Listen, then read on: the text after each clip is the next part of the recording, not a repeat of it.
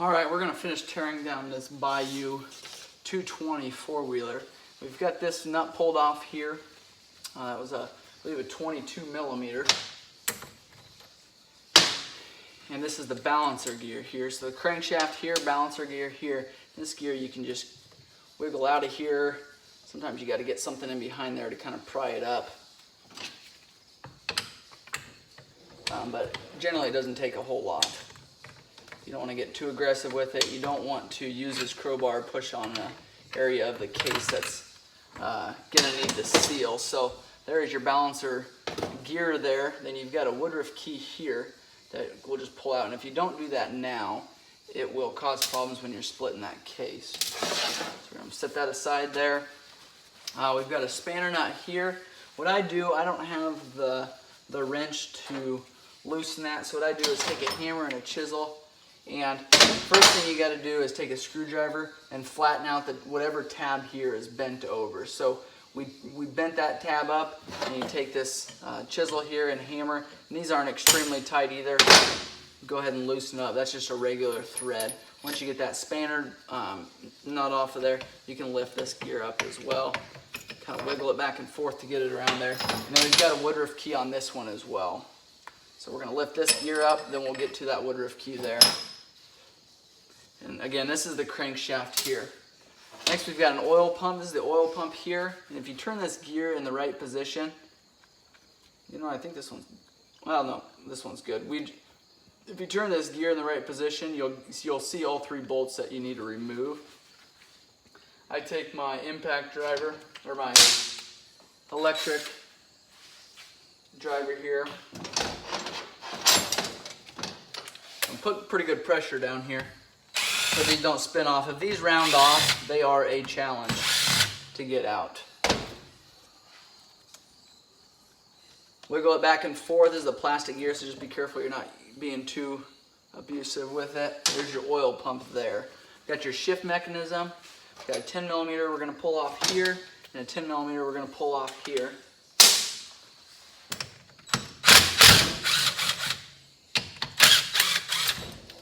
This one is spring loaded here, so be careful pulling that one out. Keep the spring with it.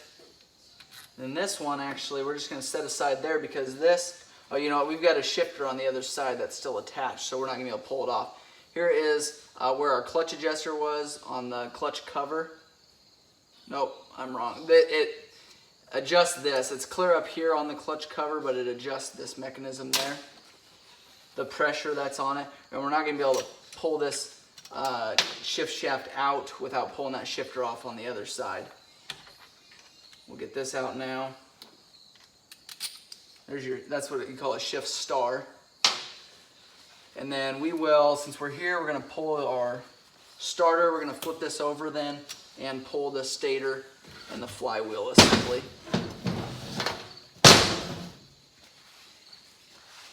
Our starter here, two 8 millimeters up top.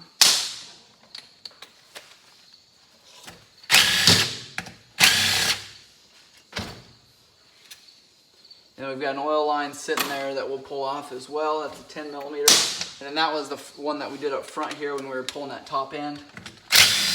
They have the banjo bolts running through them, and these oil lines just keep oil flowing through that motor, keep things lubricated. So now we've got our starter here.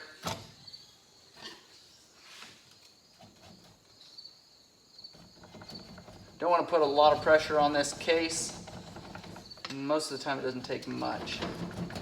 But there is O-rings in here that kind of seal everything up, and they can give you grief pulling it apart. But that's the starter there. You're going to make sure it spins freely.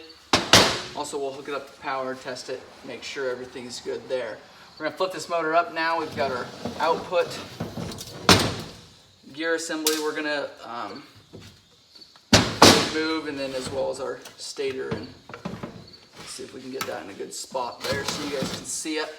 All right, our shift gear is here, and that just moves freely because we kind of pull everything off on the other side. This has got an 8 millimeter bolt on the bottom. I think generally they're 10, but I could be wrong. It just pulls off of there.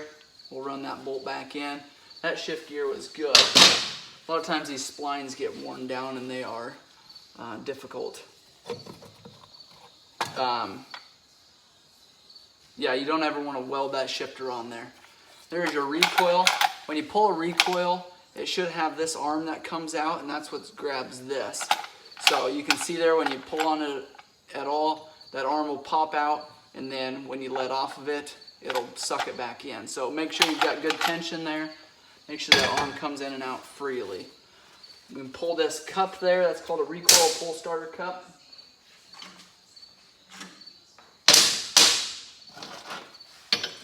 The 14 millimeter, I like to make sure this doesn't spin in there.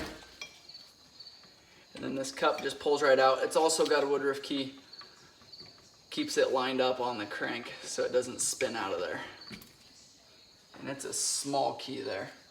Make sure we don't lose that. It's very, very small. Sits right on there. Next, we're going to pull that stator cover. And here's your reverse line here. We've already taken the bolt off of this. That reverse actually comes in from the other side. We'll remove it with a wrench from the other side, or we'll just pull it after we pull our stator here. So we've got 8 millimeter bits.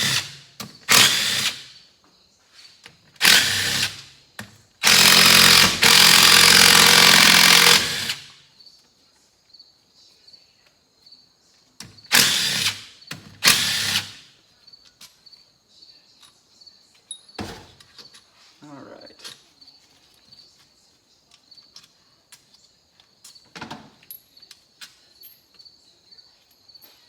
Okay, and like I said earlier, we did a couple videos on valve adjustments on this model, so take a look at those.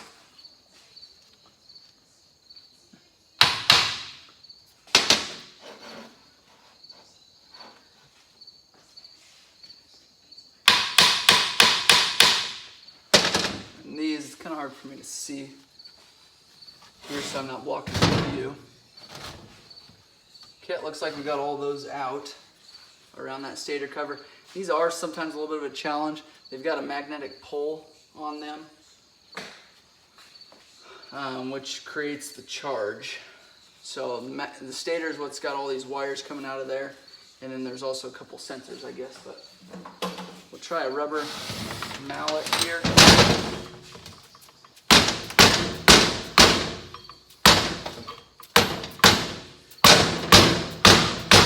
A lot of times once you get it started there, it'll come off fairly easily, but the gasket, you gotta kind of break that free to start.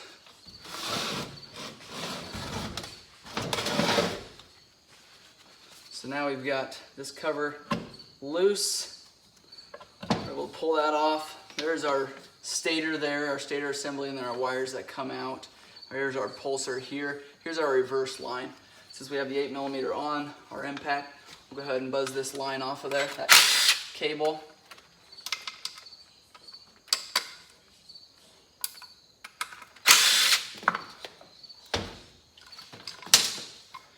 And there is your reverse cable. There's your stator. Now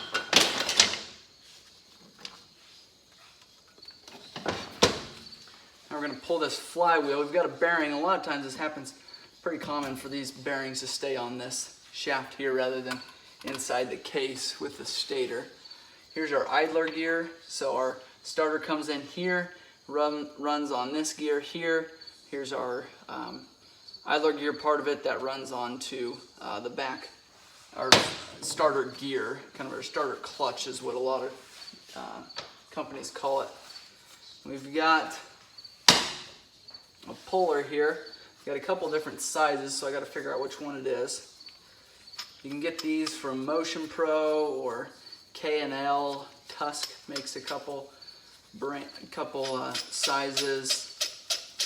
Several other tool manufacturers.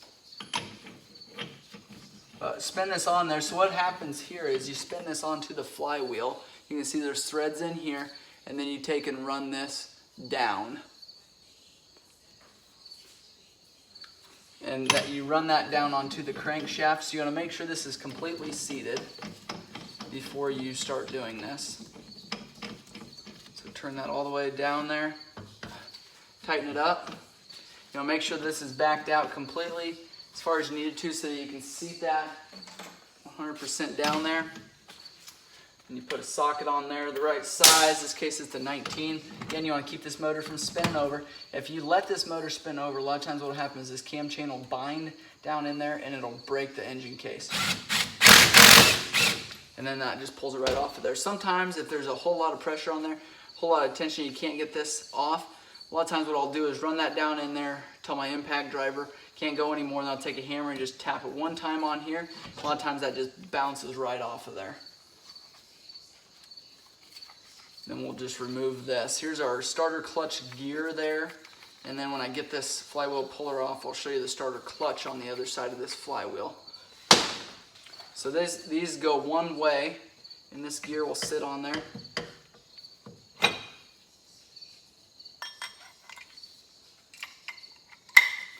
That'll spin one way, but it won't spin the other. So that's the starter clutch. Okay, then here's our cam chain. Like I was telling you earlier, if a lot of times they'll bind up right here and break where that guide sits down in there.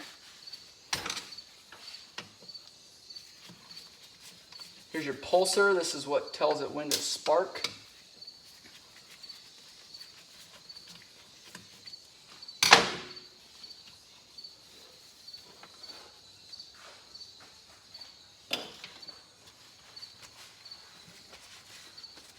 We've got your output shaft here. Go ahead and pull this guide.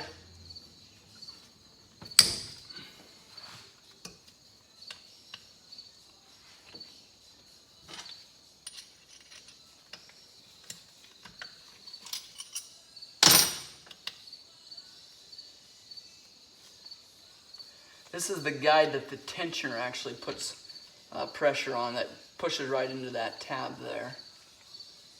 It's a little bit thicker so it doesn't wear through, start wearing into that guide. But they do wear out. So once that cam chain is constantly wearing on there, it can wear that tensioner out, or that guide out in that area there. Then your chain, let's see, we might have to pull that bottom plate. 2 Phillips screws.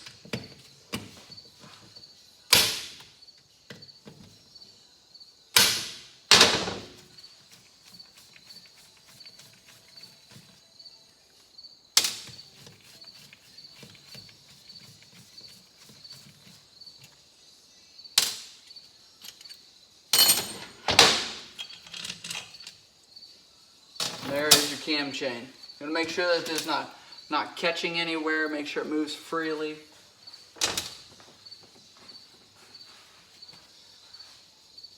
Okay, now we've got your output shaft here, your output assembly here. And this actually is the reason why we're tearing this motor apart, is because there was some noise in here. And so I'm curious to see what we find in here. We've got 10 millimeters around the outside of this.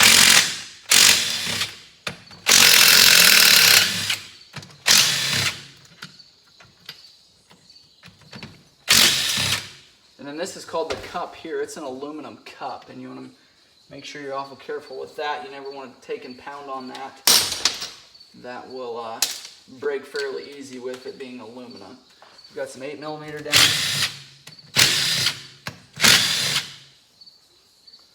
That might be it for those.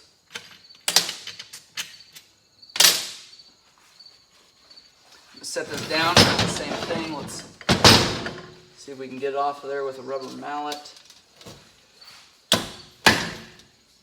Push it right off of there, and we'll wiggle it out of there.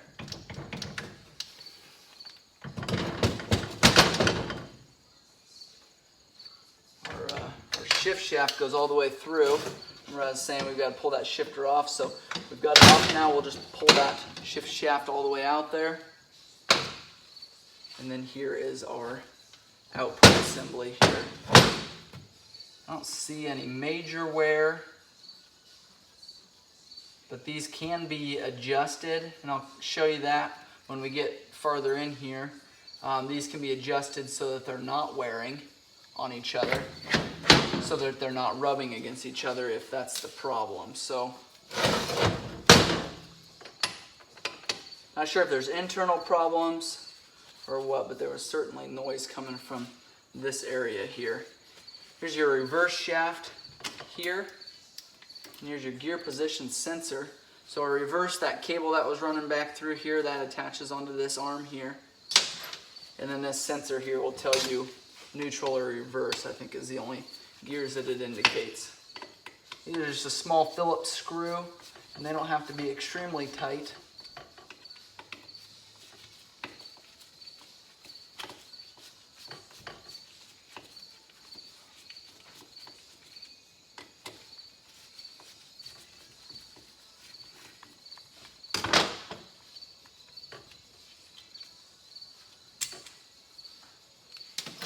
Gear position sensor there.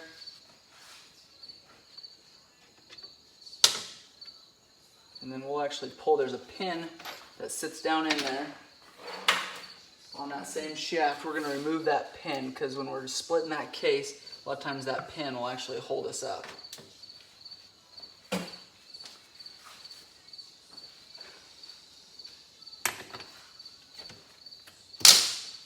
Alright, then we want to try to hold this. Sometimes this, well, that was loose. Maybe that was our problem. Wow, this isn't even worn either. Okay, this is supposed to be a whole lot tighter than it was. And these aren't worn. I thought maybe these teeth here were worn, or the splines on this gear, or that shaft were worn because of that being loose, but they're not worn at all. Alright, well, now we're getting ready to split this case. We got 8mm bolts all the way around.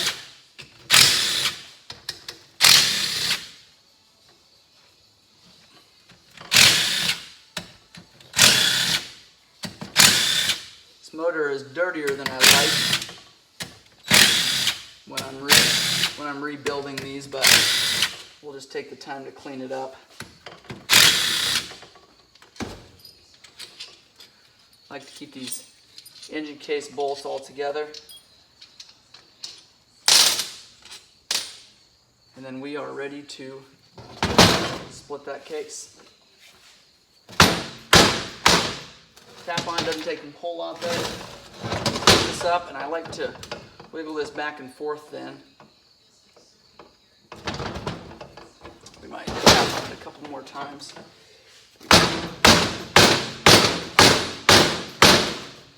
And when we're able to get our fingers in there. Oops, this one might be holding us up. It's not completely out maybe. Oh, that wasn't doing it.